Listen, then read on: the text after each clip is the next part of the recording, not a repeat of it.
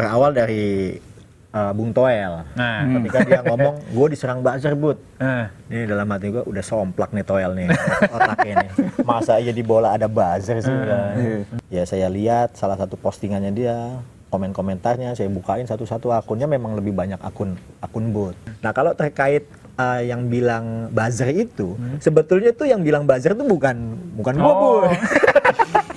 Itu lagi diskusi sama Drone Emprit. Drone Emprit mengeluarkan sebuah hasil risetnya dia di sosial media, dan dia ngasih tahu ini ada perang buzzer. Buzzernya STY sama buzzernya PSSI, kira-kira gitu. Tapi yang dikutip malah omongan gue, Bu. Nah, itu dia makanya. Udah ya kebanyakan sih kalau netizen udah itu jelas balikin STY. Susah deh kalau ngomong sama netizen tuh. Ya udah, kalau misalnya gitu berarti kita bahas STY lagi nih ya. Ya kan Mas Budi, kan tadi juga Mas Budi udah sempat nyinggung ya. Katanya kan Sintayong sempat apa ya? Sempat masuk agensi, terus juga pas pemecatan Sintayong tuh Mas Budi sempat bilang tuh dalam risetnya ada buzzer nih yang apa ya? Yang ikut meramaikan pemecatan Sintayong. Nah itu waktu itu gimana sih cara Mas Budi bisa akhirnya dapat data itu? Itu jadi sebetulnya ceritanya tuh berawal dari Bung Toel. Ketika dia ngomong, gue diserang buzzer, Bud. Ini dalam hati gue udah somplak nih Toel nih, otaknya nih. Masa iya di bola ada buzzer sih? Cuma akhirnya kan ya karena teman kan kita percaya kan, minimal nggak kita tolak lah pendapatnya dia. Ya saya lihat salah satu postingannya dia, komen-komentarnya saya bukain satu-satu, akunnya memang lebih banyak akun bot. Makanya dari situ bermula dari cerita itu, makanya saya melakukan riset mendalam tentang agensinya STY. Nah kalau terkait yang bilang buzzer itu, sebetulnya tuh yang bilang buzzer tuh bukan gue, Bu. Itu lagi diskusi sama Drone Emprit. Drone Emprit mengeluarkan sebuah hasil risetnya dia di sosial media, dan dia ngasih tahu ini ada perang buzzer. Buzzernya STY sama buzzernya PSSI, kira-kira gitu. Tapi yang dikutip malah omongan gue, Bu. Nah, itu dia makanya. Bukan omongannya Drone Emprit yang luar Indonesia. Jadi di sini Mas Budi ngurusin ya, bukan Mas Budi yang ngomong kalau STY pakai buzzer gitu. Nah, terus juga ngomongin ini riset nih, ada katanya 2S nih. 2S nih siapa nih? Oh itu Bang Andre itu yang masih jawab. Sayang dia nggak bisa gabung sore hari ini. Udah dari risetnya belum nih soal 2S ini siapa? Gimana nih omongan-omongan netizen? Iya, secara nama memang saya nggak kenal amat, tapi setelah beberapa hari ini ngikutin, oh ini yang dimaksud. Tapi gitu, saya nggak pernah mengenal dua nama itu, nggak pernah kenal. Jadi nggak bisa berkomentar lebih banyak lah terkait hal itu. Cuma sebetulnya apa sih yang mau digali dari dua nama itu? Ini kan boleh dibilang kan ada manajemen dalam manajemen. Nah inilah yang menurut saya ini harus dievaluasi ke depan. Nggak boleh tuh ada manajemen di dalam manajemen. Kalau memang Pak Marji misalnya sebagai ketua BTN, dia juga sebagai manajer tim nasional, kan selama ini kan yang kita tahu kan manajer BTN itu cuma 3 orang aja nih. Satu Pak Marji sebagai ketua BTN, Sumarji sebagai manajer tim nasional senior, Ahmad Zaki Iskandar sebagai manajer U23. Hanya 3 orang ini aja kan yang kita tahu. Bagaimana BTN melakukan evaluasi, apa menjadi tupoksinya BTN selama ini kita nggak pernah tahu. Jadi ini ke depan ini harus diperbaikin BTN ini. Apa yang menjadi tupoksinya dia biar nggak gagal paham gitu loh supporter. Ketika ingin menyampaikan aspirasi, ketika ingin menyampaikan protes, tepat sasaran. Oh ini tupoksinya BTN, ini PSSI, ini Liga. Kan semuanya kan udah ada kanal-kanalnya. Cuma kalau semua kanal-kanal ini masih abu-abu, ya bingung kita ini. Siapa yang harus dimintakan pertanggungjawabannya? Ujung-ujungnya PSSI lagi, ujung-ujungnya pasti ketua umum lagi yang harus bertanggung jawab. Nah ini kan kalau tadi PSSI juga jadi sorotan ya Mas Budi.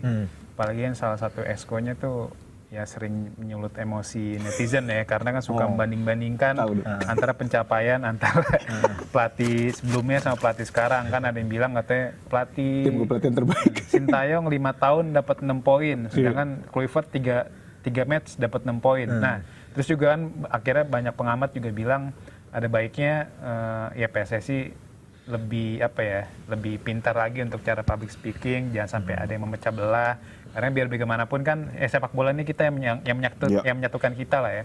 Nah, Mas Budi sendiri ada saran nggak supaya untuk PSSI ke depan supaya nggak ada hal yang kayak gini lagi gitu Mas Budi? Masukan sih kayaknya nggak perlu lagi, PSSI udah tahu sebetulnya ini masalahnya tuh ada di mana, tapi memang dengan organisasi sebesar PSSI, seiring dengan meningkatnya performance, seiring dengan naiknya industri sepak bola, ini harus bisa bertransformasi. SDM-nya juga harus handal dalam melakukan komunikasi dua arah, satu arah. Ya kalau perlu sewa agensi internasional, nasional untuk melakukan rilis yang memang betul-betul itu bisa acceptable gitu loh di supporter. Iya, komunikasinya. Nah ini kan sebetulnya kan ya penyakit lah, bukan penyakit ya. Ini hal yang sangat lumrah di dimanapun menurut saya, bukan hanya di Indonesia. Siapapun yang menjadi bosnya, menjadi pemimpinnya pasti punya orang tangan kanan, tangan kiri, orang kepercayaan. Ya ini yang mungkin harus bisa lebih selektif, yang bisa acceptable di masyarakat. Walaupun sebetulnya kan sosok-sosok seperti itu kan ya pasti seneng lah, siapa yang nggak seneng kalau dibela habis-habisan seperti itu, pasti seneng lah. Tapi tingkat penerimaan supporter ini kan juga harus diperhatikan seperti apa. Nah, supporter nih, ngomongin supporter, kira ke depannya tuh supporter mendingan gini deh, dalam jangka waktu misalnya taruhlah nama misalnya dipilih A. Apakah supporter harus langsung membebani dia untuk target ke 2028 dan 2030, atau misalnya supporter nanti dulu deh, tunggu dulu ini proses, termasuk soal pembinaan pemain. Ini kan 11 pemain asing juga. Kenapa ada 11 pemain asing di liga itu kan karena supporter nggak sabaran ya kan, pengennya ayo dong klub juara. Nah itu supporternya harus gimana nih ke depannya nih? Ya itu tadi, menurut saya literasi sepak bola itu penting. Kenapa? Agar nggak tersesat nih. Karena biar kita nggak, jangan sampai cita-citanya memang betul setinggi langit, tapi bagaimana cara meraih cita-cita itu nggak pernah tahu. Nah literasi-literasi ini sebetulnya perlu digalakkan oleh PSSI. Bahwa ini posisi kita 123, lawan kita di sini, lalu liga kita di sini. Ini kan segala daya upaya lagi dilakukan baik oleh PSSI melalui program naturalisasi, meningkatkan ranking tim nasional kita. Liga juga lagi menaikkan rankingnya di kompetisi ASEAN dan Asia. Ini semua progres yang harus dilakukan. Nah kita kan nggak pernah sabaran tuh untuk melakukan proses-proses seperti ini. Benar. Nah ini mungkin yang ya karena sudah bertahun-tahun kali ya, yang udah bertahun-tahun nggak dilakukan, makanya ini kita nih butuh komitmen gitu. Makanya kemarin saya ngomong di program interupsinya iNews, saya bilang roadmap sepak bola Indonesia itu nggak bisa hanya dibikin oleh PSSI. Nggak bisa. Karena nggak akan ada komitmen dari periode sekarang dengan periode selanjutnya. Ini harus dibikin sama negara, ini harus dibikin oleh pemerintah, melibatkan semua stakeholder. Ayo komitmen. Ini buku 100 tahun sepak bola Indonesia. Siapapun ketua umumnya, jalankan harus ini. jalanin. Dan dievaluasi. Banget itu.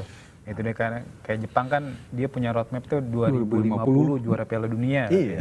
Nah kalau itu kan Jepang tuh 2050, sedangkan PSSI kan nggak jelas nih.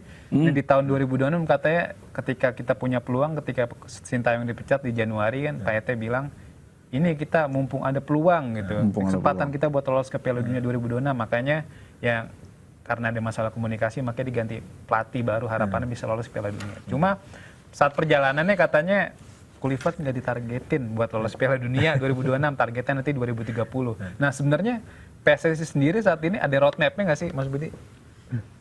Coba buka website PSSI kayaknya nggak ada.